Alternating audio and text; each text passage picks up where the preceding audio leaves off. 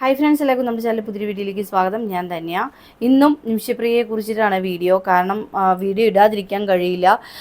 അത്രയും വളരെ മ്ലേച്ഛമായ മോശമായ കാര്യം എന്ന് പറയില്ലേ, ഒരു പിന്നെ അവനവൻ്റെ ചാനലിലിരുന്നു കൊണ്ട് അവനവന് വേണ്ട കാര്യങ്ങൾ സംസാരിക്കാതെ എന്തെല്ലാമോ കാര്യങ്ങൾ എടുത്ത് ചർച്ച ചെയ്ത് അതിനെ വലിയൊരു വിവാദമാക്കി ചാനൽ ചർച്ചകളിൽ വരെ പോകണം എന്നും ഞാൻ ഇന്നലെ പറഞ്ഞതുപോലെ വൈറലാവാൻ നോക്കുന്ന കുറേ എണ്ണങ്ങളുണ്ട്.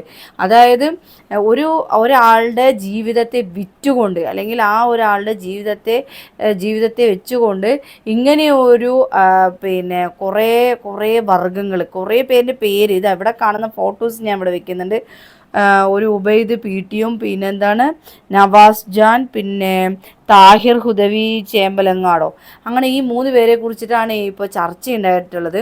അപ്പോൾ ഇതിൽ ഹുദവി പറഞ്ഞ ആളുടെ പോസ്റ്റ് ചെയ്യാൻ നോക്കുമ്പോൾ അതൊക്കെ വീഡിയോസൊന്നും കാണാനില്ല, പോസ്റ്റുകളൊന്നും കാണാനില്ല, എല്ലാം ഡിലീറ്റ് ആക്കിയിരിക്കണു. പക്ഷേ കമൻ്റ് എന്താണെന്നറിയോ, എനിക്ക് ശരിക്കും ചങ്ക് പൊട്ടിപ്പോയി. ആ അറബി മാത്രം അറിയുന്ന ഈ തലാലിൻ്റെ ജ്യേഷ്ഠനോട് പോയിട്ട് പറഞ്ഞിരിക്കണം, അയാളുടെ FB പോസ്റ്റിന് താഴെ പോയിട്ട് കമൻ്റ് ഇട്ടിരിക്കുകയാണ്, നിൻ്റെ അനിയൻ്റെ രക്തത്തിന് രക്തം വിറ്റിട്ട് വേണോ നിനക്ക് ജീവിക്കാനോ, അതിൻ്റെ പണം വേണോ, അങ്ങനെയൊക്കെയുള്ള രീതിയിലായിരുന്നു അവിടെ പോയി കമൻ്റ് ഇട്ടിട്ടുണ്ടായിരുന്നത്. അതായത് ഇവരുടെയൊക്കെ ഉദ്ദേശം എന്ന് പറയുന്നത് നിമിഷപ്രിയ ഒരിക്കലും രക്ഷപ്പെടാൻ പാടില്ല, അതുപോലെ തന്നെ അയാളെ പ്രകോപിപ്പിക്കുക, വൈരാഗ്യം കയറ്റുക, ഇതാണ് ഇവരുടെയൊക്കെ ഉദ്ദേശം. പക്ഷേ ഒരു മനുഷ്യനായി നിന്നുകൊണ്ട്, ഒരു മനുഷ്യത്വത്തിനുടമയായിക്കൊണ്ട് ബഹുമാനപ്പെട്ട കാന്തപുരം ഉസ്താദ് ഇതിൽ ഇടപെട്ടതും ഇവർക്കാർക്കും ഇഷ്ടപ്പെട്ടിട്ടില്ല. പിന്നെ ഇവരുടെ ആരും ഇഷ്ടമൊന്നും ഇവിടെ നോക്കിയിട്ടല്ല ഓരോ കാര്യങ്ങൾ ചെയ്യുന്നത്.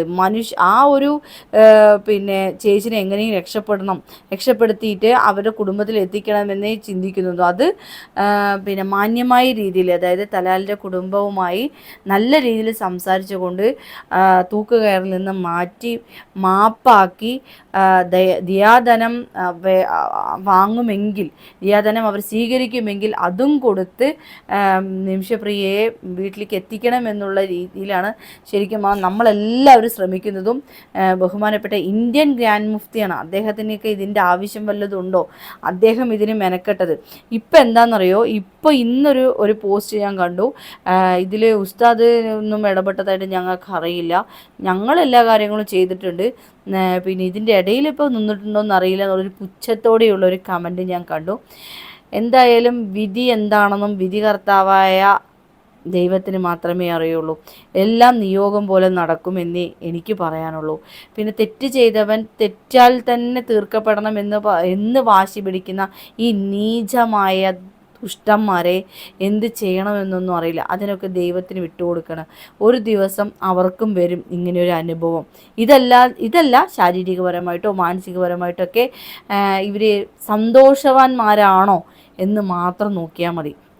ഉള്ളത് കൊണ്ട് ഓണം പോലെ എന്ന് ജീവിക്കാനും, അധ്വാനിച്ചിട്ട് നമ്മൾ വന്ന് മിണ്ടാതെ കിടന്നുറങ്ങുമ്പോൾ സുഖമായിട്ട് ഉറങ്ങാൻ സാധിക്കാനും കഴിയുന്നവരുണ്ടെങ്കിൽ അതാണ് നല്ലത്. വേറെ കടങ്ങളും ബാധ്യതകളൊക്കെ ഉണ്ടാവും, അതൊക്കെ നമ്മുടെ ജീവിതത്തിൻ്റെ ഭാഗമാണ്. എന്നാലും കുട്ടി, കുടുംബം, അങ്ങനെയൊക്കെ നമ്മളൊരു ചെറിയ വലിയ സന്തോഷങ്ങളുണ്ടല്ലോ, അതിലൂടെയൊക്കെ പോകുന്ന ആൾക്കാർക്കൊന്നും ഇങ്ങനെ ഇത്രയും വലിയ ഒരു നീചൻ സ്വഭാവമായിട്ടും അല്ലെങ്കിൽ ഇങ്ങനെ ചിന്തിക്കാനും കഴിയില്ല. അതും എനിക്ക് ഹുദവി പറഞ്ഞ ആൾ, താഹിർ ഹുദവി ചേമ്പലങ്ങാട് ഇങ്ങനെയൊരു പോസ്റ്റൊക്കെ ഇട്ടിട്ട് ഇതാക്കി എന്ന് പറഞ്ഞപ്പോൾ എനിക്ക് സത്യം പറഞ്ഞാൽ വിശ്വസിക്കാൻ കഴിഞ്ഞില്ല. എന്തായാലും നല്ലൊരു നാളേക്കായിട്ട് കാതോർക്കാം. ഇന്നത്തെ വീഡിയോ ഞാനിവിടെ വൈൻഡ് അപ്പ് ചെയ്യുന്നു. അധികം വൈകാതെ തന്നെ നല്ലൊരു തീരുമാനം ഉണ്ടാവും തന്നെയാണ് എൻ്റെ മനസ്സ് പറയുന്നത്. വീണ്ടും നിമിഷപ്രിയയുടെ കാര്യം പറയുന്നത്, ഉസ്താദിനെ കുറിച്ചിട്ട് ഇങ്ങനെ ഒരുപാട് അപവാദങ്ങൾ പറയുന്നു. അതുപോലെ മറ്റേ ആ ലെറ്റർ പാഡ് ഉണ്ടല്ലോ, നിമിഷപ്രിയയുടെ വധക്കേസ് മാറ്റിവെച്ചു എന്ന് പറഞ്ഞ ലെറ്റർ വന്നതിൽ ഉസ്താദിൻ്റെ സീൽ എങ്ങനെ വന്നു, അങ്ങനെയുള്ള ചോദ്യമൊക്കെ വരുന്നുണ്ടെന്നു. അത് ചില ആളുകൾ അതിനെ അടിച്ചു മാറ്റും, പല രീതിയിൽ ഉപയോഗിക്കും. അതൊന്നും വേണ്ട. ഉസ്താദിൻ്റേതായ ഒരു കാര്യം പറയാനുണ്ടല്ലോ, അതുകൊണ്ട് അങ്ങനെ ചെയ്തു. അതിനിപ്പോൾ എന്താണ്, ആ ഒരു സീല് വെച്ചു പറയുമ്പോഴേക്കും ഇവിടെ ഒന്നും വരാൻ പോകുന്നില്ല. എന്തായാലും ഉസ്താദ് അല്ലല്ലോ, അത് അവിടെ നിന്നേ ഇറക്കിയ ഒരു ഉത്തരവാണ്. അത് കിട്ടി, അത് നമ്മളുടെ അതിൽ